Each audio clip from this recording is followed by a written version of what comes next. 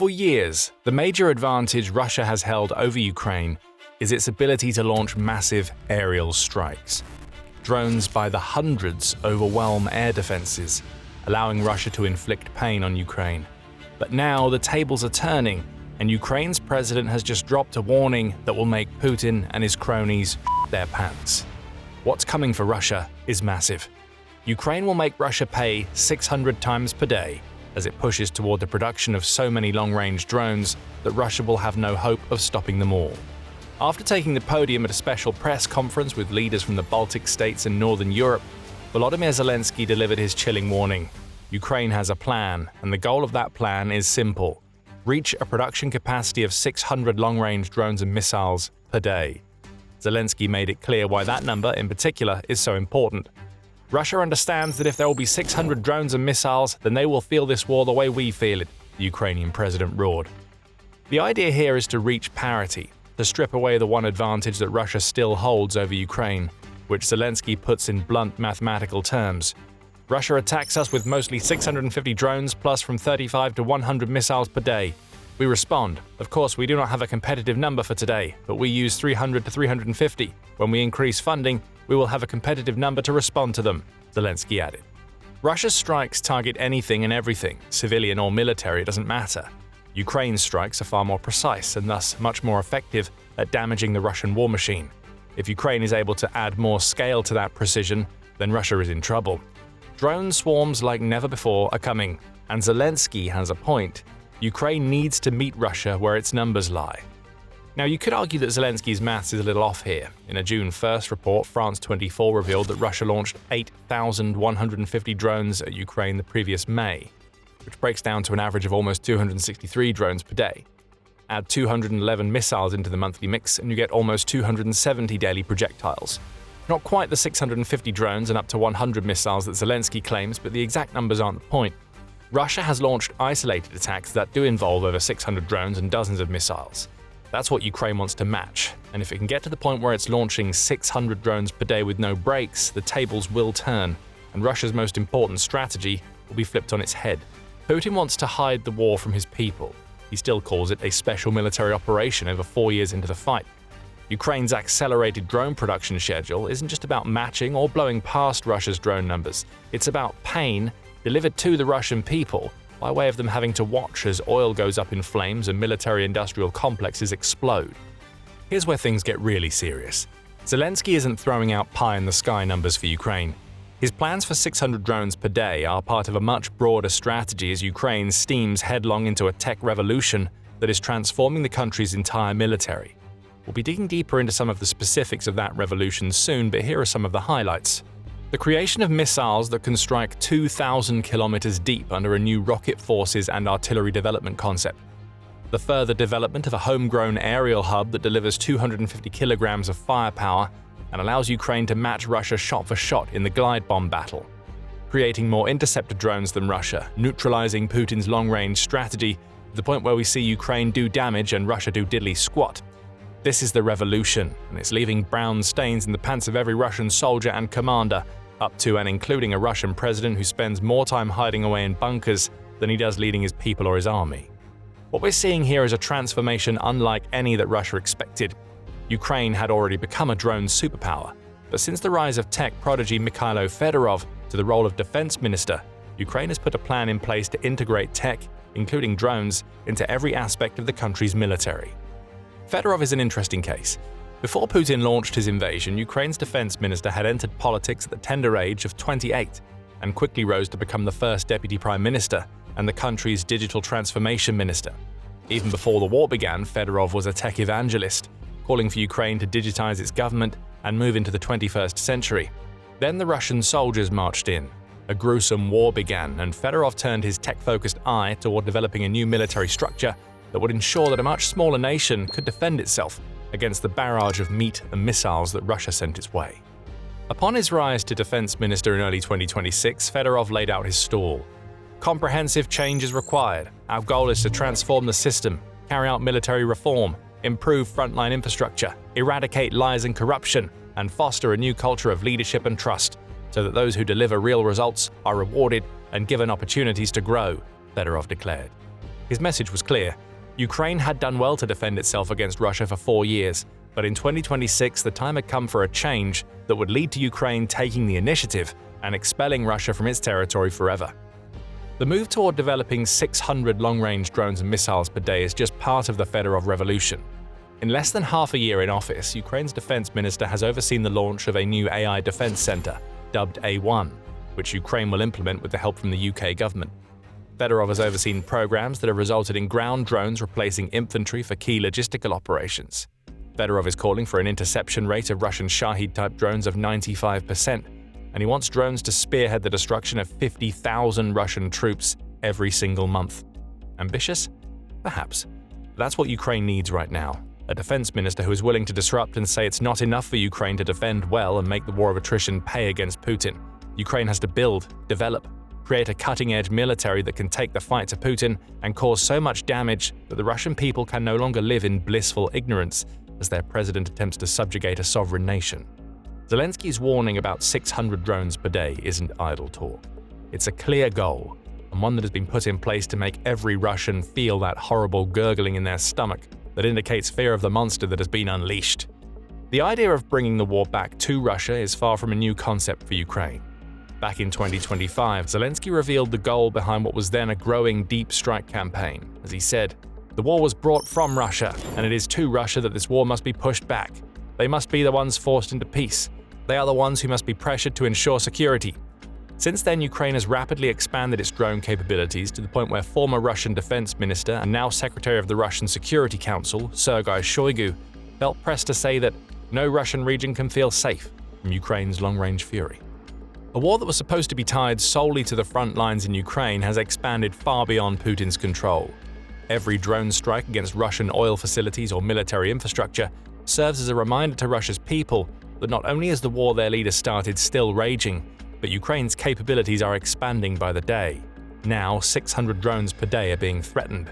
If Ukraine can deliver on Zelenskyy's warning, the Ukraine war won't be brought to Russia's doorstep anymore. It will smash through the door, wreck the house, and blow up far beyond the border regions that Ukraine was forced to focus on just a few short months ago.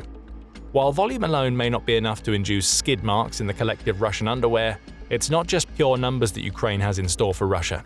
We hinted at this earlier. There's a lot more that Ukraine has planned that will turn skid marks into massive logs. And this is exactly the kind of thing that we cover at the Military Show. If you haven't subscribed yet, what are you waiting for? Hit the button to ensure that you don't miss any of our analysis of the latest developments in the Ukraine war. And it's not just volume that Ukraine has in store for Russia. Its range, combined with the power of new missiles that will ruin any target that they strike. On June 9th, which is the same day that Zelenskyy delivered his 600 drone warning, Ukraine unveiled a new long-term development concept for the country's rocket forces and artillery department. This is the Ukrainian unit that is responsible for developing and utilizing Ukraine's homegrown missiles and artillery, and it will be modernizing along with the rest of the country's military. According to the Commander-in-Chief of Ukraine's armed forces, Alexander Syrsky, the goal of that department is to completely phase out the Soviet-era systems that Ukraine has available for deep strikes that don't involve its drones. Those ancient systems, which are leftovers from when Russia ruled over Ukraine, will be eliminated and replaced by strike capabilities that enable Ukraine to hit Russian targets up to 2,000 kilometers away. Ukraine can do that with drones already, but this is different. An escalation of the deep strike doctrine to include powerful missiles that can do far more than damage drones. This new plan is designed to bolster Ukraine's domestic defense industry as much as it is to ensure more power is delivered to Russian targets. United 24 media reports that Syrsky wants to reduce Ukraine's dependence on Western-made weapons and ammunition. That's smart. During 2025, Ukraine had to deal with what essentially amounted to a shadow ban on its use of the American-made ATACMS inside Russian territory for several months, along with handling a tumultuous relationship with the US that at one point resulted in the US halting aid shipments and intelligence sharing to Ukraine. Couple all of that with the stockpile issues that are guaranteed to result from Operation Epic Fury in Iran, and Ukraine's plan makes sense. It can't rely on the West to provide everything, especially when there's so much chaos happening that is beyond Ukraine's control, so Ukraine will build what it needs domestically. On the front lines, Ukraine's new rocket plan will see Soviet systems that can no longer be repaired getting phased out and replaced by Ukrainian alternatives. Western-made systems will still be in use to ensure Ukraine's artillery game is as strong as possible, but they won't be relied upon anymore. Instead, they will be treated as a bonus alongside the Ukrainian-made systems. The bigger news, especially when it comes to creating brown stains in the pants of the Russians inside Russia, is that Ukraine plans to launch serial production of both cruise and ballistic missiles that can engage targets at distances up to 2,000 kilometers. Combine new missiles, greater range, and daily hordes of 600 drones, and what do you get? A key Russian strategy coming back to bite Putin on his ass. The one caveat to Zelensky's plans is that none of what Ukraine wants to achieve with its rocket and artillery forces can be done overnight. A roadmap is in place, outlining the path that Ukraine is going to take until 2030 to modernize its artillery and missile game. Still, Ukraine is perfectly positioned to develop the precise types of missiles and artillery needed to counter Russia. When it comes to combat experience, Ukraine has used what may be the most diverse selection of missiles and artillery, both Western and Soviet-made, of any modern military. Ukraine knows the strengths of every unit that it has used firsthand. It also knows the weaknesses. So you can practically guarantee that the weapons that emerge from the transformation of Ukraine's rocket and artillery forces will be among the most effective for countering the Russian threat. Of course, all of this talk about reaching parity with Russia in the long-range aspect of the Ukraine war indicates that Russia's missiles and drones are still very much threats against Ukraine. Fedorov made that point himself. It's why he wants Ukraine to get to the point where it's intercepting 95% of the projectiles that Russia hurls at Ukraine. Ukraine is already well on its way toward achieving those numbers, as its air defense network managed to intercept 91.73% of the drones that Russia fired, along with 53% of Putin's missiles for an overall 90.75% interception rate in May. But there is still more to do, and according to the founder of US defense tech company Anduril Industries, Palmer Luckey, Ukraine has scaled up its production of drone interceptors to the point where it's building tens of thousands of units every single month. And that's counting only in-country production. So it's not just strike drones where we're seeing Ukraine focus on scale. On the interception front, Ukraine is building enough interceptor drones to ensure it can deploy several per Shahid type that Russia fires its way. Incidentally, this massive level of production will also help Ukraine deepen its ties with other nations, such as the trio of Gulf states that signed decade-long defense deals with Ukraine in the wake of Operation Epic Fury. Those deals exist because of Ukraine's drone expertise, particularly when it comes to cost-effective interception. As Ukraine scales up this side of its drone game, it also strengthens its defense ties with nations that are thousands of kilometers away. That's a big result for Ukraine. It's also another blow to a Russian leader who is trying to subjugate the nation. So Ukraine can clearly hit the numbers that it needs on the interception side of the drone war. But let's return to Zelensky's claims. 600 long-range drones per day is a lofty goal. By Zelensky's own admission, Ukraine is about halfway toward that target, as it can respond to Russian airstrikes with around 300 to 350 drones in a single day. There's more to be done for the warning Ukraine's president delivered to be turned into a reality, and that brings us to the obvious question: can Ukraine do it? The basic math shows us that Ukraine has a long way to go. 600 drones multiplied by 365 days in the year gives us 219,000 long-range drones that need to be manufactured annually to match Zelensky's threat. Of course, you could argue that Russia only launches 600-plus drones at Ukraine fairly sporadically, meaning Ukraine doesn't quite need to hit 600 deep strike drones built daily. But let's take Zelensky's warning as literally as possible and assume that Ukraine wants 600 drones per day every day. Is that possible? Good early signs are coming out of Firepoint, which may be the most famous deep strike drone developer due to its FP series, which includes the lethal Flamingo drone missile hybrid. Back in March, the company's founder Denis Stielerman claimed that Firepoint alone builds around 200 long-range drones per day. He also indicated that the company could very easily double or even triple those numbers, which would result in hitting a production schedule of 600 per day. That's right in line with Zelensky's warning, so job done, right? Ukraine's president just has to deliver the order, and 600 per day happens. Unfortunately, it's not quite that simple. There is a massive difference between production capacity and actual production, and there is a key catalyst that can widen or shorten the gap between these two things: money. Ukraine needs cash if it's going to be able to build long-range drones at the scale that Zelensky wants. And as we've seen in other areas of Ukraine's drone industry, there is no guarantee that Ukraine will receive the money that it needs to maximize its drone production. Take FPV drones as an example. In a June 2025 report, Military claimed that Ukraine's drone industry is capable of manufacturing 10 million unmanned aerial vehicles annually. Just Security offers up a similar number, claiming that Ukraine can build 8 million FPV drones per year. However, the same outlet notes that 2025 saw Ukraine manufacture 3 million FPV drones. That's a disparity between production capabilities and actual production here, and it all comes down to investment. Ukraine is trying to get rid of this particular bottleneck. On June 4th, the Kyiv Post reported that Ukraine's Deputy Defense Minister, Mstislav Barnik, had put out the call to NATO members to start funding a Ukrainian drone industry that he claims could produce up to 20 million drones per year. His argument boils down to how funding Ukraine now not only means that Ukraine can defend itself against Russia, but it will also be able to develop millions more drones that NATO members, especially in Europe, could use to bolster their own defenses against Russia. Ukraine is looking for a $60 billion investment into its drone industry in 2026 to ensure the continued growth that would lead to it coming close to the 20 million number. If Ukraine can get that money, then 600 long-range drones doesn't just become plausible, it starts to look like a low bar that will easily be cleared. Whether NATO delivers what Ukraine needs is the big question. Russia will be watching with bated breath because it knows that the prospect of Ukraine scaling up as substantially as Zelenskyy has warned could be a killer for the Russian war machine.